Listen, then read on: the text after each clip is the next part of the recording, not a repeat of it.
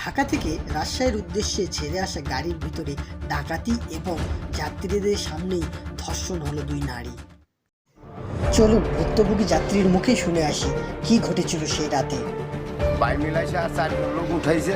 উঠানোর পরে আমার কাছে 1,20,000 টাকা ছিল।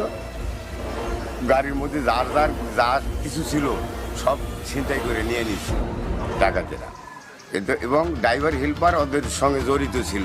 ঢাকা থেকে রাজশাহীর উদ্দেশ্যে গাড়িটি যখন রওনা দেয় তখন গাড়িতে আনুমানিক 45 থেকে 50 জন যাত্রী উপস্থিত ছিলেন।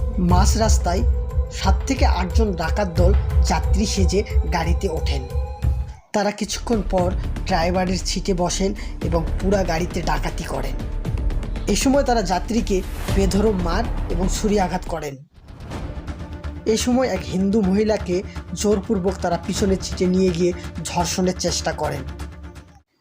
তার সঙ্গে থাকা তার স্বামী বাধা দিতে গেলে তার স্বামীকে বেধড়ক মার এবং ছুরি দিয়ে আঘাত করেন ডাকাত দল। এছাড়াও সিটে বসে থাকা আরও বেশ কিছু মহিলা যাত্রীরা যৌন নির্যাতনের শিকার হন। মির্জাপুর এলাকায় এসে বাস থেকে নেমে যান ডাকাত দল। পুলিশ বাসটি এবং বাসের হেল্পার, ড্রাইভার এবং সুপারভাইজারকে আটক করেছে।